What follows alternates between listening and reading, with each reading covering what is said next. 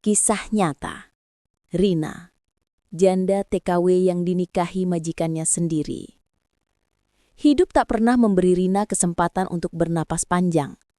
Sejak kecil ia terbiasa bekerja. Sejak remaja, ia terbiasa menahan perasaan. Sejak menjadi janda di usia 27 tahun, ia terbiasa menelan kenyataan pahit tanpa air mata. Desa tempat tinggalnya tidak besar, tetapi suara dan omongan warga lebih tajam daripada pisau dapur. Dan sebagai janda miskin, Rina adalah sasaran empuk. Suaminya meninggal aja baru sebentar, udah sok kuat cari kerja ke luar negeri. Janda mah janda, ujung-ujungnya ya cari laki lagi. Nanti kalau kerja jadi TKW, pasti ya begitulah. Rina mendengarnya hampir setiap hari. Ia ingin sekali marah, tetapi apa gunanya? Lidah orang tak bisa dikunci, tapi hati sendiri bisa dijaga. Satu-satunya alasan Rina ingin tetap tegak adalah anaknya, Rafa.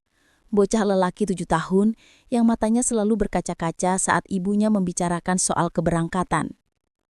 "Bu, Rafa ikut ya?" "Gak bisa, Nak. Rafa sekolah dulu. Ibu pergi buat masa depan kita." Dan begitulah, dengan gaji seadanya, hutang yang menumpuk, dan masa depan yang tak jelas, Rina memutuskan mendaftar menjadi TKW. Apapun resikonya, ia siap. Karena dunia tidak pernah membiarkan orang miskin memilih jalan lain. Rina tiba di negara tempat ia akan bekerja setelah perjalanan panjang yang membuat tubuhnya gemetar. Ia masih belum percaya dirinya akan bekerja di rumah orang asing yang bahasanya saja tidak ia pahami. Ketika mobil agensi berhenti di depan sebuah rumah besar berwarna pasir keemasan, jantungnya berdegut lebih cepat. Rumah itu besar. Bukan besar, tetapi megah. Pilar-pilar tinggi, halaman yang luas, 2 pohon palem yang menjulang seperti penjaga raksasa. Rina menelan ludah. Ia begitu kecil di tengah kemewahan itu. Agensi mengetuk pintu. Setelah beberapa detik, pintu terbuka dan seorang anak perempuan kecil muncul dari dalam. Ia berrambut hitam panjang dan wajahnya pucat seperti jarang tersenyum. Anak itu berusia sekitar 6 tahun. Tidak lama kemudian, muncullah seorang pria tinggi, berjanggut rapi, berusia sekitar 40 tahun. Matanya tajam, tetapi tidak galak. Ia lebih terlihat lelah, seperti seseorang yang kehilangan sesuatu yang sangat berarti dalam hidupnya. Dialah Tuan Amir Al-Hasan, majikan Rina. "Selamat datang, masuklah," katanya dengan suara berat namun lembut. Rina membungkuk, sedikit. Tubuhnya gemetar. Ini awal dari segalanya. Di rumah itu hanya ada 3 orang. Tuan Amir, Laila putri kecilnya, Rina yang baru datang. Tak ada istri, tak ada pembantu lain, tak ada suara tawa. Hanya kesunyian yang memenuhi setiap ruangan. Ketika Rina berkeliling rumah untuk memahami pekerjaannya, ia merasakan sesuatu yang aneh. Rumah itu terlalu bersih, tetapi terlalu dingin. Semua rapi, tetapi sepi. Seolah-olah penghuni rumah itu lupa bagaimana cara hidup setelah kepergian seseorang. Rina akhirnya tahu, istri Tuan Amir meninggal 3 tahun lalu. Sejak saat itu, rumah ini seperti berhenti bernapas. Hari pertama Rina bekerja berjalan tegang. Ia selalu khawatir melakukan kesalahan. Tapi kejutan datang dari arah yang tak ia sangka. Laila. Anak itu awalnya pemalu. Ia hanya memandang dari jauh. Namun malam setelah Rina memasak sup sayur, Laila perlahan menghampirinya. "Ini enak sekali," katanya sambil memegang mangkuk kecil. Rina tersenyum, hangat untuk pertama kali sejak tiba. "Terima kasih sayang. Kalau Laila mau, besok kita masak lagi sama-sama ya." Laila mengangguk kecil, cepat. Seperti anak kecil yang berusaha menahan senyum. Dari jauh Tuan Amir memperhatikan. Pandangan matanya sedikit melembut. Rina bekerja dengan sepenuh hati, bukan karena ingin dipuji, tetapi karena ia tidak ingin mengecewakan siapapun. Ia membersihkan rumah, memasak, mencuci, mengurus Laila, semuanya dengan teliti. Namun yang membuat Tuan Amir terkejut bukan pekerjaannya, melainkan ketulusannya. Rina selalu memastikan Laila makan. Ia menenangkan anak itu ketika mimpi buruk datang. Ia membacakan cerita setiap malam. Laila yang dulu pendiam mulai tertawa lagi, mulai menggambar, mulai bercerita. Sementara Rina tak sadar sedang mengisi ruang kosong yang lama dibiarkan mati. Suatu malam yang dingin, Laila mendadak mengalami demam tinggi. Tubuhnya menggigil, wajahnya memerah, napasnya cepat. Rina panik. Tidak ada siapapun di rumah selain dirinya. Tuan Amir sedang berada di kota lain untuk urusan bisnis. Tanpa pikir panjang, Rina menyelimuti Laila, mengambil handuk basah, menggendong tubuh kecil itu dan memanggil taksi menuju rumah sakit. Dalam perjalanan, Laila mengigau. "Mama, jangan pergi." Air mata Rina jatuh tanpa bisa ia tahan. Di rumah sakit, dokter berkata, "Anak ini stres berat. Kalau terlambat sedikit saja kondisinya bisa memburuk." Rina duduk di samping ranjang, memegang tangan kecil Laila sambil berdoa dalam hati. Ketika Tuan Amir datang, matanya langsung membesar melihat Rina dan Laila. Sosok yang dulu dingin itu tidak bisa menyembunyikan kekhawatirannya. "Bagaimana keadaan Laila?" Rina menjelaskan semuanya. Dan malam itu, sesuatu berubah dalam diri Tuan Amir. Mungkin rasa hormat, mungkin rasa kagum, mungkin sesuatu yang ia belum berani akui. Yang jelas, ia mulai melihat Rina bukan sebagai pekerja, tetapi sebagai seseorang yang menyelamatkan dunia kecilnya. Sejak malam itu, Tuan Amir semakin sering memperhatikan Rina. Bukan dengan cara yang membuat risih, tetapi dengan cara seseorang yang sedang mempelajari hal baru tentang hidupnya. Ia melihat bagaimana Rina merapikan rambut Laila setiap pagi. Ia mendengar bagaimana Rina berdoa diam-diam untuk keselamatan anak itu. Ia menyaksikan bagaimana Rina bekerja tanpa mengeluh sedikit pun. Rina, di sisi lain, tidak sadar apa-apun. Baginya pekerjaannya adalah ibadah. Kebaikan bukan sesuatu yang harus diumumkan. Semakin hari rumah itu semakin hangat, dan tanpa mereka sadari, 3 hati yang dulu patah perlahan saling menyembuhkan. Tapi dunia tidak pernah membiarkan kebahagiaan datang tanpa ujian. Suatu hari ketika Rina sedang berbelanja di pasar setempat, sekelompok wanita lokal mulai memperhatikan dan berbisik-bisik.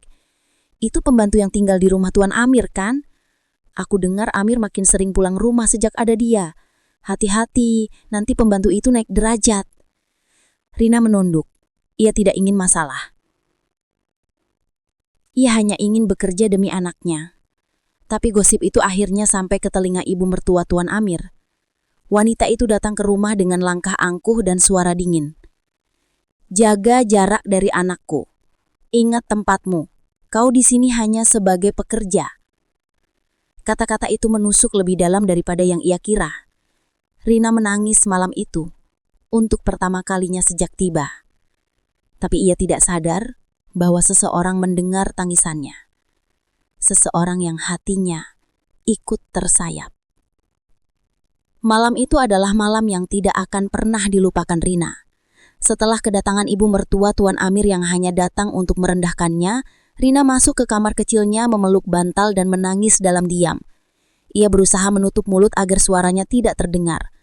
Tetapi dinding rumah itu terlalu sunyi untuk menyembunyikan air mata. Tuan Amir berjalan di lorong, hendak ke dapur untuk mengambil air ketika mendengar itu. Tangisan yang lirih, patah, dan menahan diri sekuat tenaga. Ia berhenti. Hatinya bergetar. Tanpa sadar langkahnya membawa ia mendekat ke pintu kamar Rina. Ia berdiri di sana cukup lama, mendengarkan perempuan itu mengadu kepada Tuhan dengan suara serak. "Ya Allah, aku hanya ingin bekerja dengan baik. Kenapa harus dihina seperti itu? Apa salahku?" Tuan Amir mengepalkan tangan. Ada kemarahan di dadanya. Bukan kepada Rina, tetapi kepada siapapun yang berani membuat perempuan itu menangis. Namun ia tidak mengetuk pintu. Ia hanya berdiri di sana, membiarkan keheningan malam menekan dadanya, menyadari bahwa hatinya telah bergerak jauh melebihi batas yang seharusnya. Pagi datang dengan sinar matahari yang lembut. Rina bangun lebih pagi dari biasanya, membasuh wajahnya berkali-kali agar tidak terlihat bekas menangis. Saat ia menyiapkan sarapan, Laila menghampirinya. "Bu Rina, kenapa mata ibu sembab?" Rina kaget. Anak itu selalu peka. Ia tersenyum pelan sambil membelai kepala kecil itu. "Ibu cuma kurang tidur, sayang." Laila mengangguk tapi matanya menunjukkan bahwa ia tahu itu bukan alasan sebenarnya. Saat sarapan disajikan, Tuan Amir datang. Ia tidak berkata apa-apa pada awalnya. Namun ketika Rina membungkuk sedikit untuk menyiapkan teh, Amir memanggilnya dengan suara lembut. "Rina?" Ia terkejut. Tidak biasanya Tuan Amir memanggilnya dengan nada selembut itu. "Iya, Tuan." Tidak, justru sebaliknya. Ibunya menegang. Maksudmu? Amir menatap ibunya dengan tegas untuk pertama kalinya sejak lama. "Aku tidak akan menikahi Nadia." "Lalu siapa?" seru ibunya, marah. "Kau sudah tahu jawabannya." Madam Haya terdiam, matanya melebar. "Jangan bilang pembantu itu." Amir tidak menjawab. Itu cukup sebagai konfirmasi.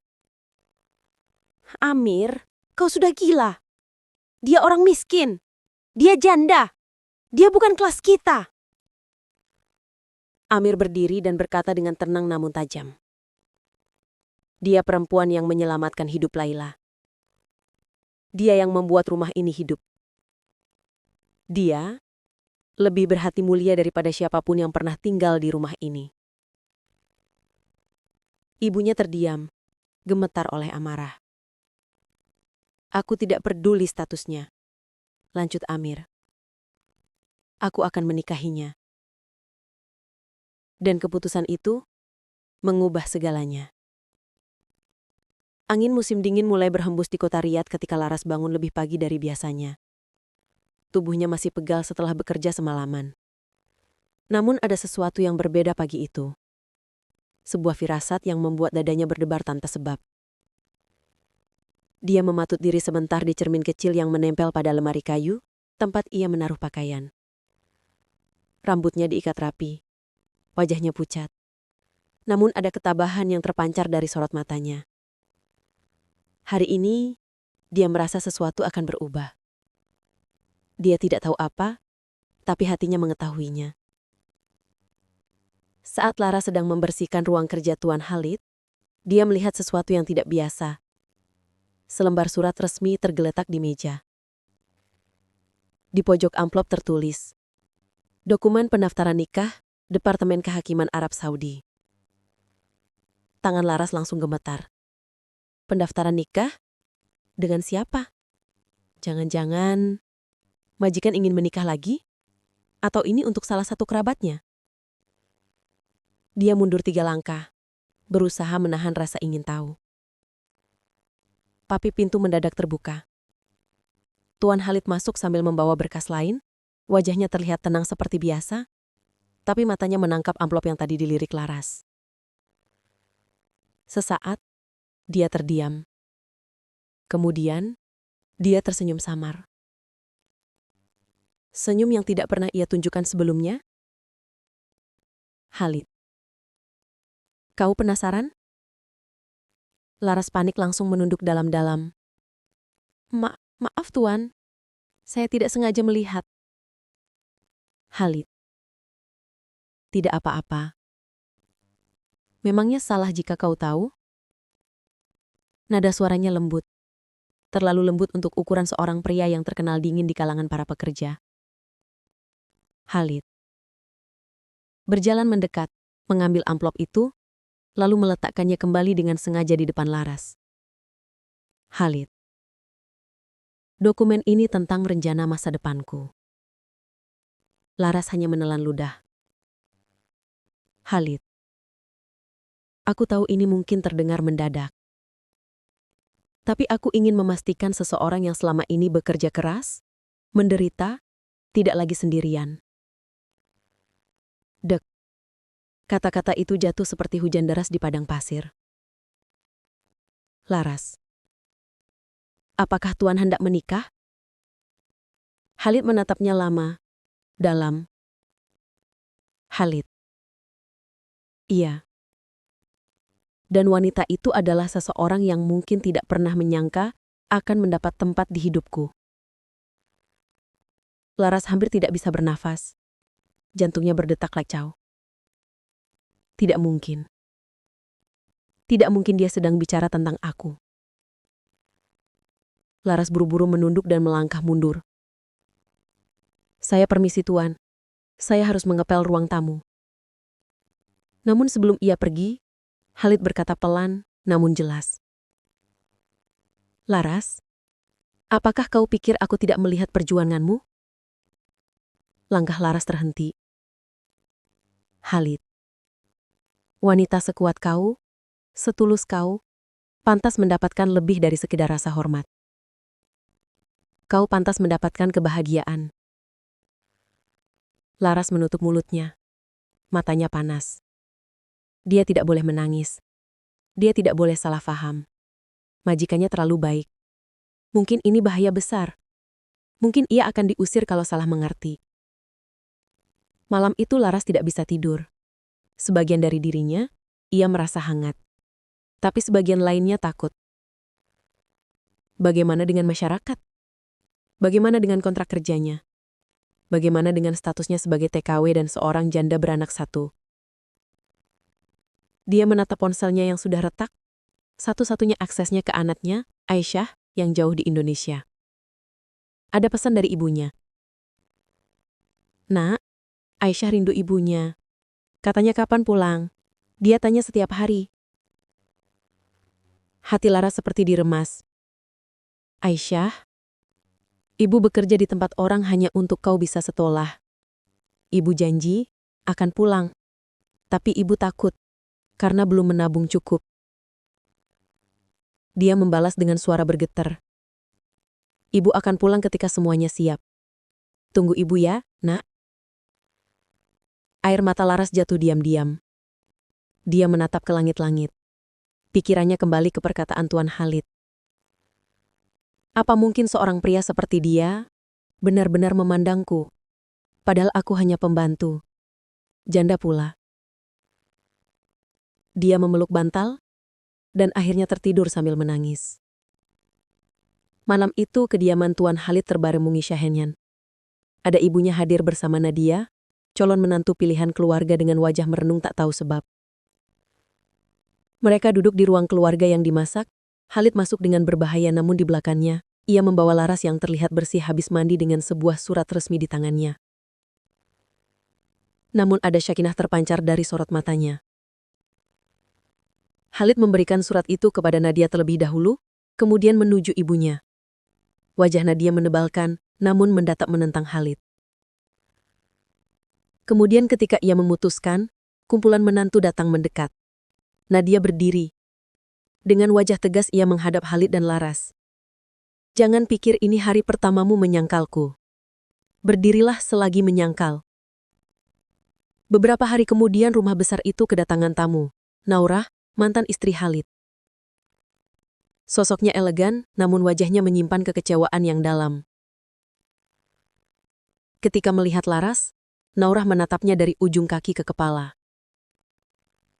Naurah, kau yang bernama Laras. Laras menunduk sopan. Benar nyonya. Naurah mendekat, suaranya dingin. Kau tahu, Khalid mulai berubah sejak kau datang. Dek. Naurah tersenyum miring. Tapi jangan salah faham. Dia pria yang hancur. Dia pernah jatuh cinta dan dikhianati keluargaku. Aku, bagian dari pengkhianatan itu. Laras terkejut. Naurah melanjutkan sambil menghela nafas. Jika Khalid memilih kau, suatu hari, bukan karena kau pembantu, bukan karena kau janda, tapi karena kau satu-satunya yang membuatnya merasa hidup lagi. Laras terdiam, tidak tahu harus berkata apa. Naurah kemudian tersenyum tipis, namun tulus. Jagalah dia. Jika dia memang memilih kau, maka cintanya pasti sudah lebih kuat daripada rasa takutnya.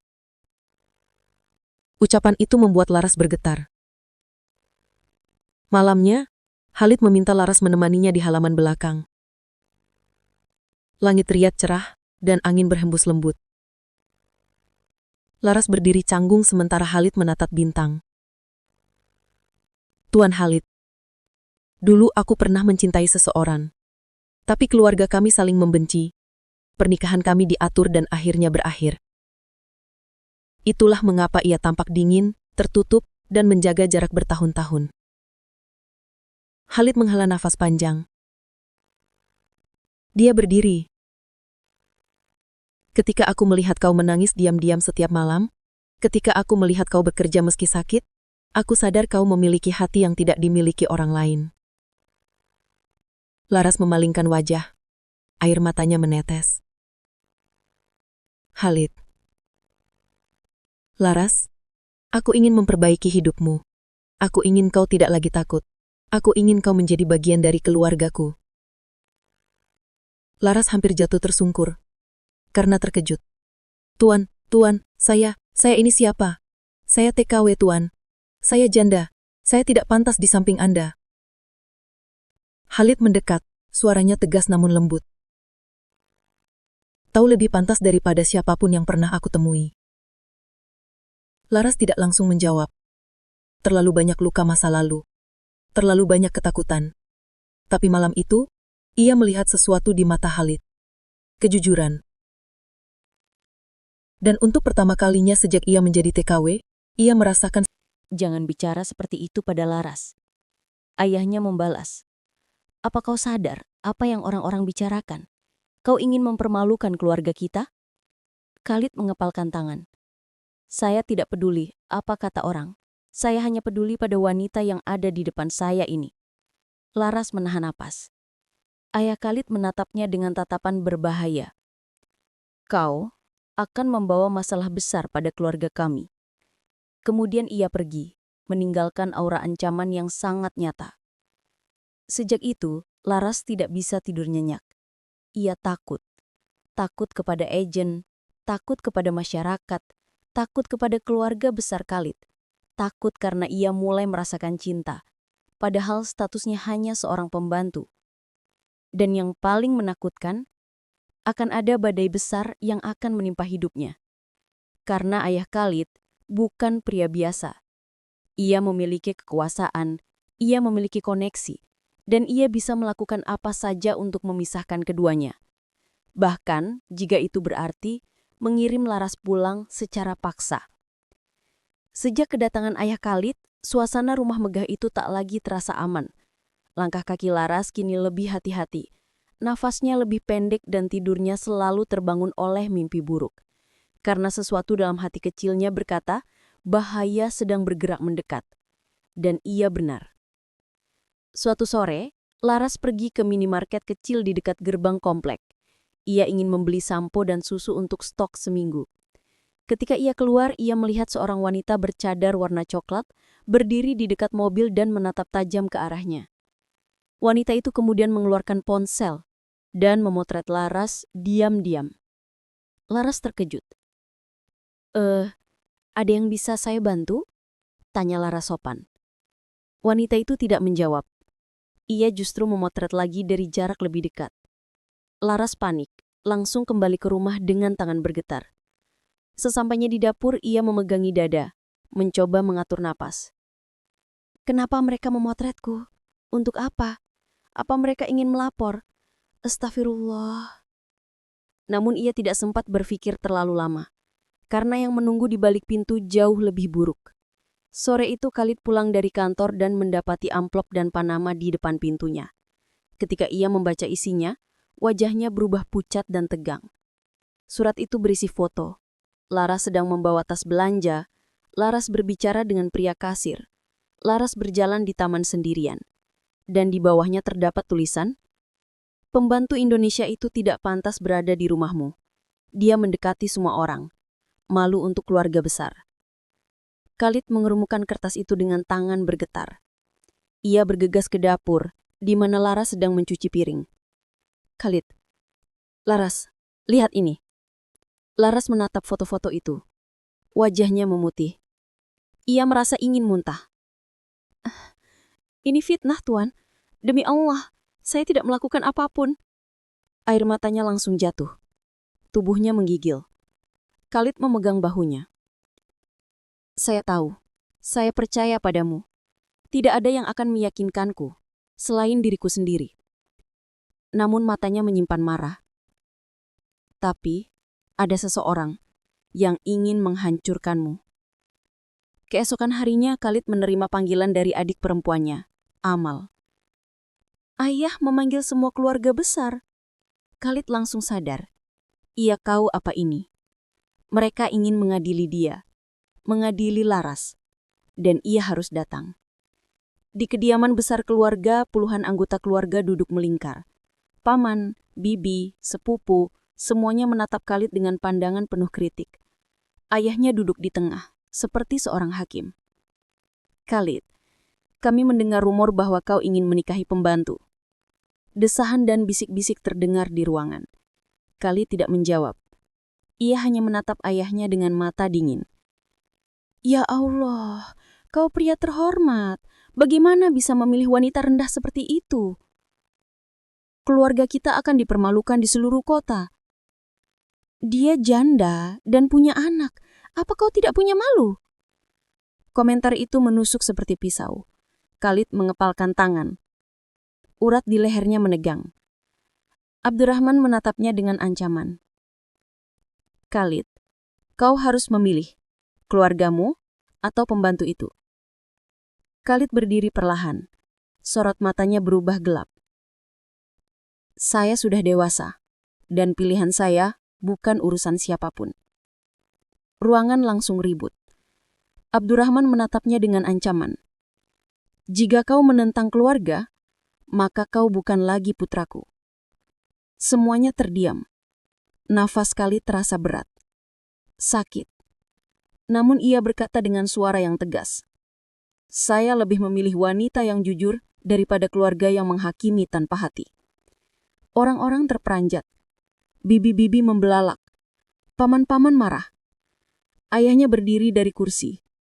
Abdurrahman menatapnya dengan ancaman. Kalau begitu, keluarlah dari keluarga ini. Ucapan itu seperti palu gombam. Namun, Khalid membungkuk hormat dan pergi tanpa menoleh.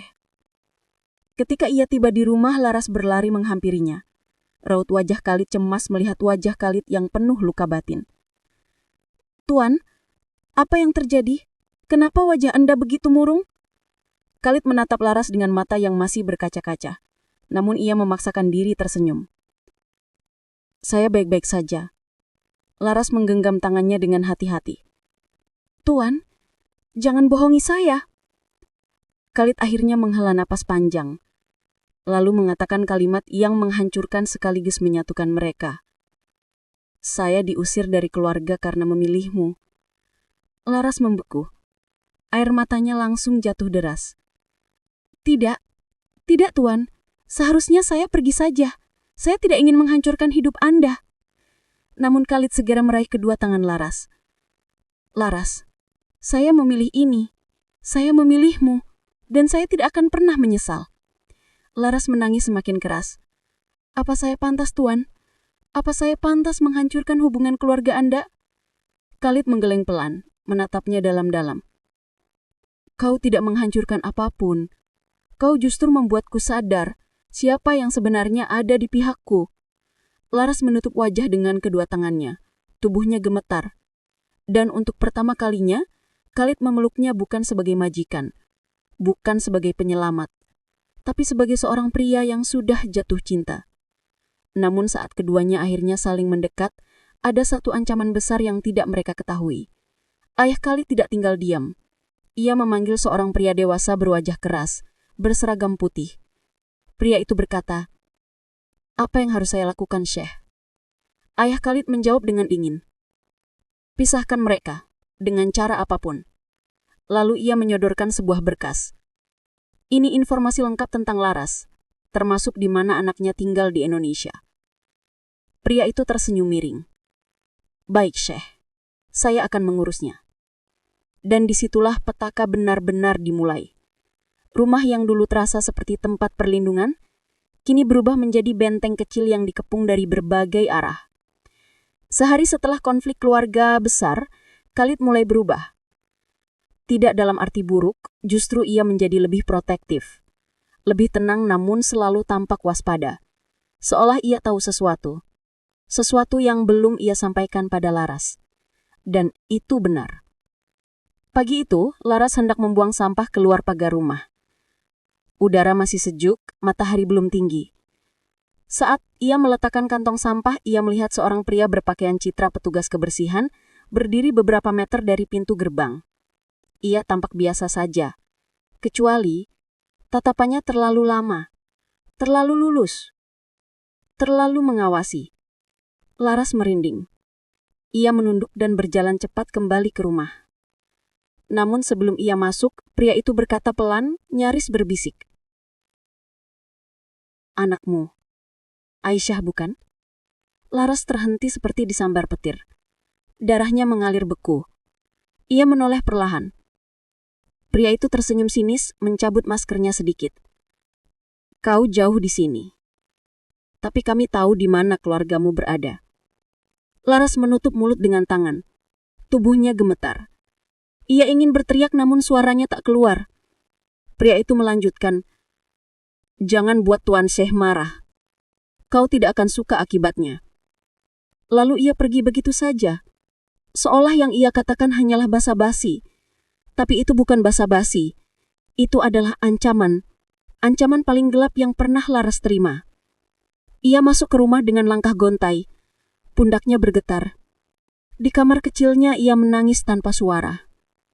"Ya Allah, jangan biarkan anakku disakiti." Setelah menenangkan diri sedikit, ia mendengar pintu rumah terbuka. Khalid pulang lebih pagi. Ia masuk ke dalam rumah dengan wajah tegang, seolah membawa badai.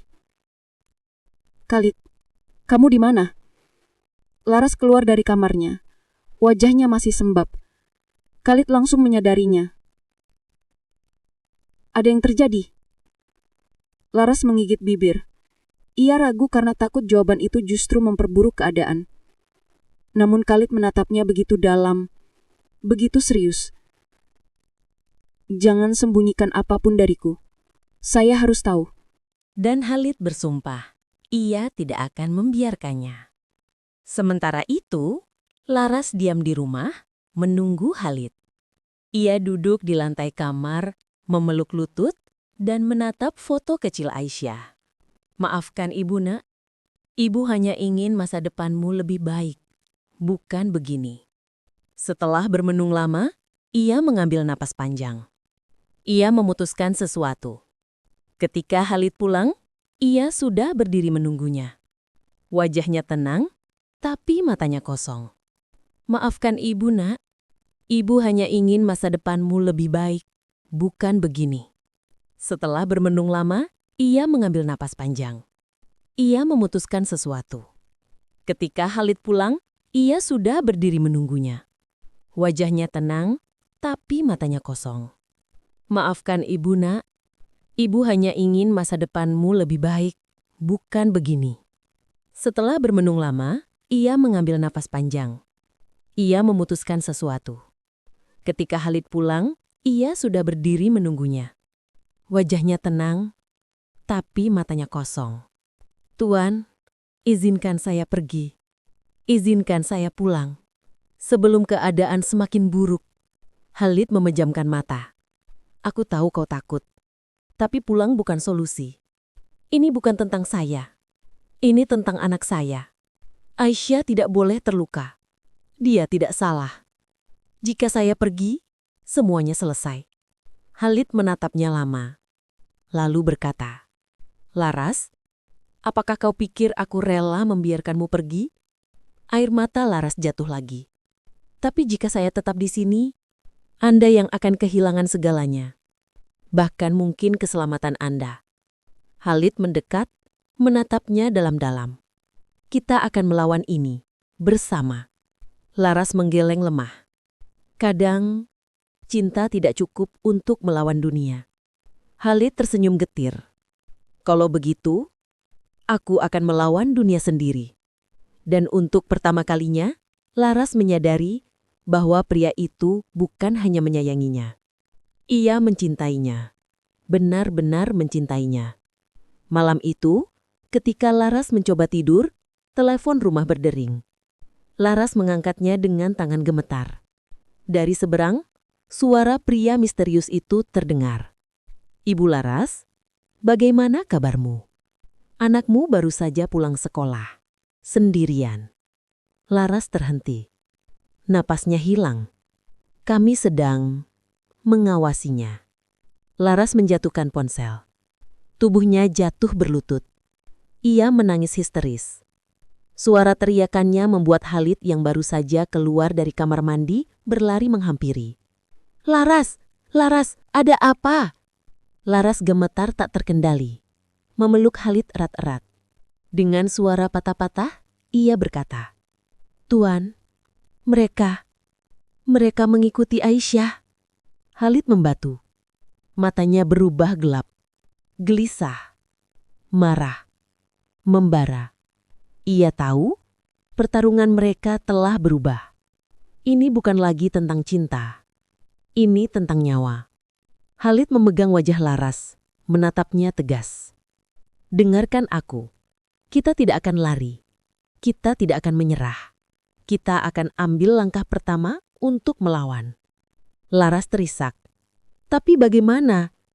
Mereka lebih besar, lebih kuat. Karena itu, kita harus main lebih pintar dari mereka." Ia mengambil ponsel dan menelepon seseorang. "Siapkan tim. Besok pagi aku ingin pengamanan penuh dikirim ke Indonesia. Lokasi, rumah keluarga Laras." Laras terkejut dan menatapnya. Khalid menggenggam tangan Laras. "Aisyah akan dijaga. Aku janji." Ketika malam semakin larut, keduanya duduk bersama di ruang tamu yang remang-remang.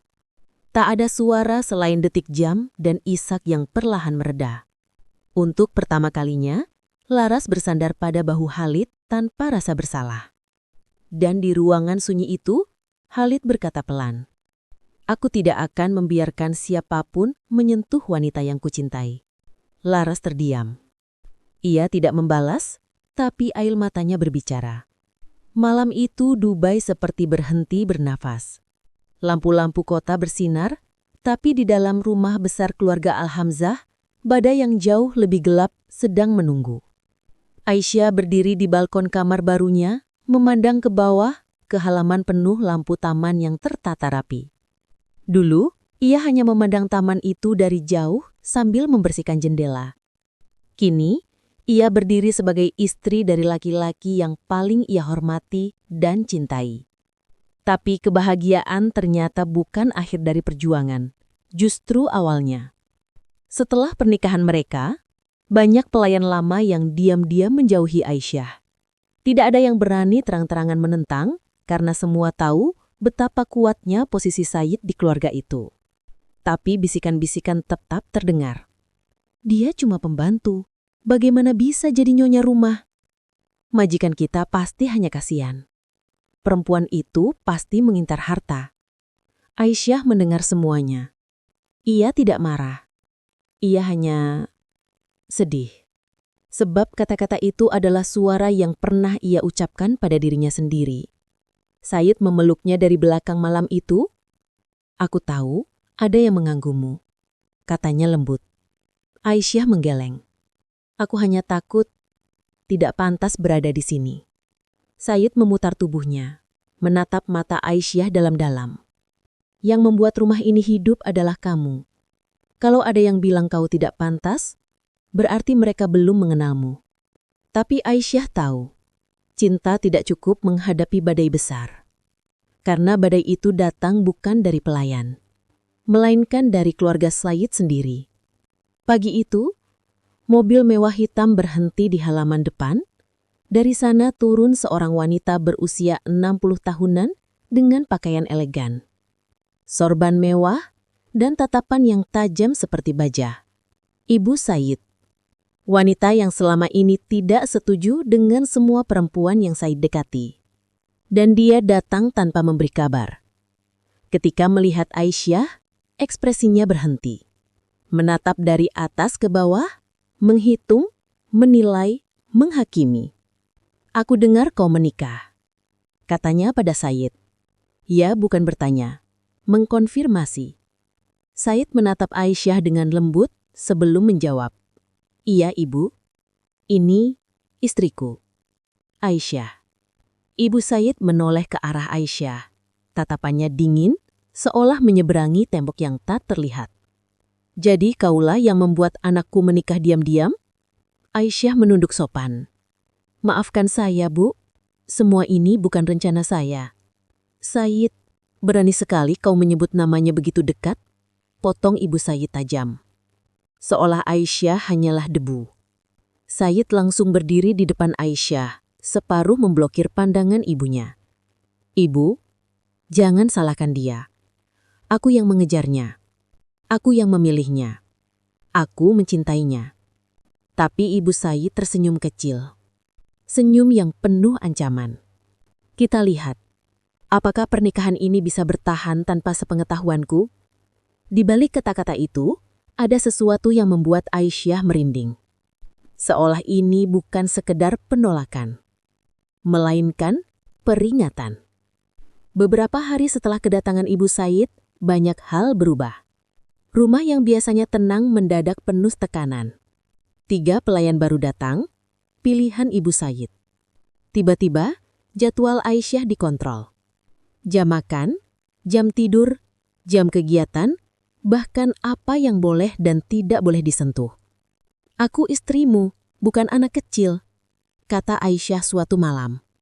Said menghela napas panjang. Maafkan aku, Ibu hanya khawatir. Aku tidak ingin kalian bertengkar. Aisyah tahu itu bohong kecil. Ada sesuatu yang disembunyikan Said. Sesuatu yang membuatnya gelisah selama berhari-hari. Dan malam itu, saat Aisyah ingin pergi ke dapur, 2 pelayan baru memblokir pintu.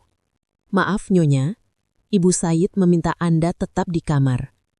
Kenapa? Ini rumahku. Kami hanya menjalankan perintah. Aisyah mencoba melangkah, tapi tangan pelayan itu memegang lengannya. Tidak kasar, tapi cukup untuk membuatnya syok. Pertama kali dalam hidupnya, Aisyah merasa dikurung. Tengah malam, telepon Said tiba-tiba menyala di meja. Aisyah yang tidak berniat membuka, terpaksa melihat sekilas karena bunyi notifikasi. Dan saat itulah, ia membaca beberapa kata yang membuat darahnya berhenti mengalir. Tentang masa lalu Aisyah, Anda harus tahu yang sebenarnya sebelum semuanya terlambat. Pengirimnya anonim. Said masuk ke kamar saat Aisyah sedang memandang layar itu. Ia terdiam. Wajahnya berubah tegang.